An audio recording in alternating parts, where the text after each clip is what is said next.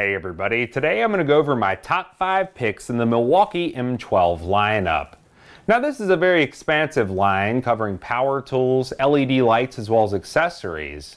And unlike certain brands where one tool might require a high capacity battery, the M12 line is 100% compatible with all the battery packs.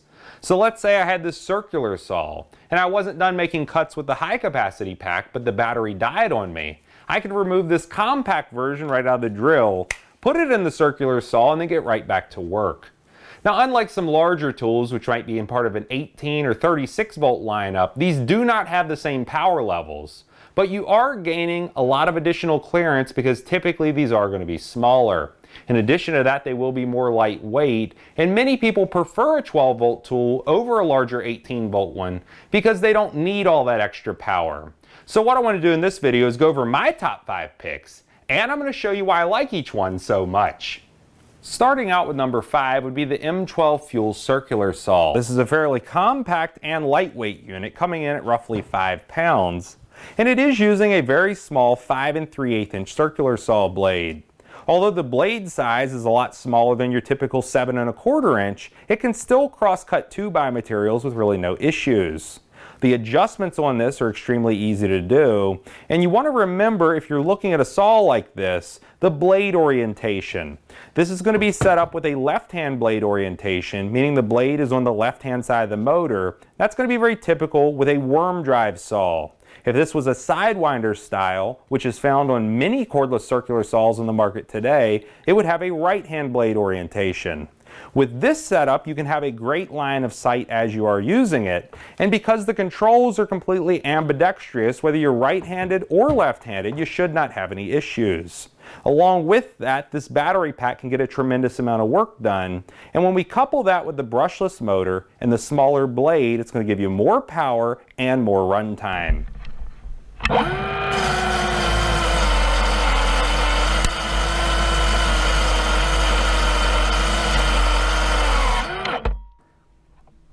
Number 4 would be the M12 power source. This is going to slide right on the top of any M12 battery pack, and I'll typically use this with a compact unit because it is streamlined with the base. It doesn't really add to the overall weight of the pack, and this actually has 2 different functions. If we look under the lip right here, there's a USB port. We can take a standard USB cord, slide it in place. When we press the black button on the top, it's going to activate that port, instantly start charging the cell phone or a tablet. Now the good thing about that, it is putting out 2.1 amps of power. And because it does have the option for charging phones, this is something that I'll use all year round. It does not need to be cold outside, which is how many people will use this. There's also a second port on the front specifically designed for heating up the heated gear. And I have another one of these plugged into this heated sweatshirt. When I press the button, we can see that it will instantly come on. And because both the ports are activated, whenever a battery is installed and you press that button, if it's cold outside and you want to have a heated jacket as well as charge your cell phone at the exact same time, this is going to be able to do that for you. Number 3 would be the M12 LED lantern. Now this is a lantern and a floodlight. We can have 180 degrees of light all the way up to 360 degrees by twisting a collar. And the good thing about this particular light, it is a true view LED. It means that your color quality is going to be excellent. It doesn't distort any colors or make everything look yellow or blue. And unlike some cheaper LEDs, if you're working indoors, this is going to look pretty much the same as daylight. Now, if we remember the M18 version of this, it's actually my favorite M18 tool. However, this one I do use almost as much, but I do have some other tools that I like more. Put side by side, you can see the M12 light is going to be smaller overall than the M18, and it doesn't have the same lumen output or the same run times. The quality of the light is going to be identical, and because you do have high, medium, as well as low, it really is ideal no matter where you're at. And let's say you get stranded, if you hold the button in, it also has a strobe mode. Like the M12 power source, both versions of the LED lanterns, both the M18 and M12, have a USB power port in the rear for charging up your cell phone or your tablet. They're putting out 2.1 amps of power, and all you'll need to do is pull the dust cover down. Take your cord, plug it in the back, and then to activate that port, there's a button just above it. As soon as you press that in, it's going to send power through your USB cord, charging your phone. Number 2 would be the M12 Fuel Hacksaw, which features a brushless motor, and it's also going to be extremely lightweight. This is a compact reciprocating saw, and as you can see, using it with one hand really would not be an issue. And because it is using standard reciprocating saw blades, that means you don't have to buy any special blades in order to use this unit. If you have some older blades, which might already be on one of your other reciprocating saws, you can pop them right in here, and it doesn't even require an Allen key or any tools in order to change them. It's completely tool-free, and the only thing I wish that they would have done different with this unit is put an adjustable shoe on it. As you can see with this shoe, it is fixed, and it also does not pivot.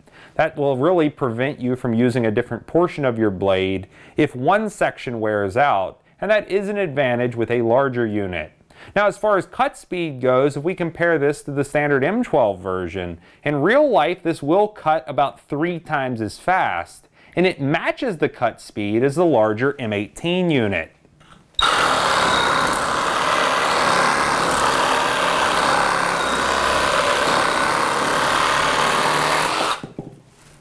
And my number 1 favorite M12 tool would be their 2-speed polisher sander. And although this might look like a standard drill, it's actually a specialty tool with the mechanic or detailer in mind, and it has much higher RPMs. With the maximum RPM setting on sanding mode of 8,300 RPMs, and then on polishing mode it's going to be a lot slower, coming in at 2,800 RPMs, but you really want to match up what you're working on with one of those settings. Let's say you're cleaning up a gasket surface and you're using a roll-lock bristle disc like this.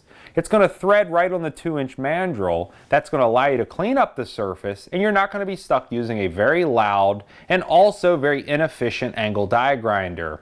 They will empty out an air compressor's reserve capacity very quickly, and normally you have to wait multiple times when you're cleaning up a surface for the tank to air back up.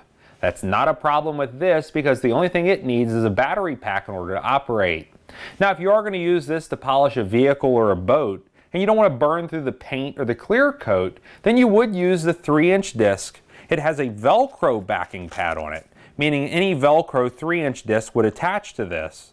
And then you would bump it down into polishing mode.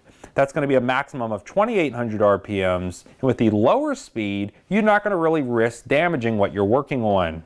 One other thing to note, for excellent control while you are using it, they have a removable side handle. So you can use it just like this with no side handle attached. Or you can take the side handle and put it on the left-hand side or the right-hand side of the unit. And that's going to give you excellent control the entire time you're using it. To show you how well this works, we'll go ahead and clean up the surface on this large metal disc. Now, it's covered in grease and oil as well as corrosion, but using that roll-lock bristle disc, it's going to clean up extremely quickly, and we don't have to deal with an angle die grinder.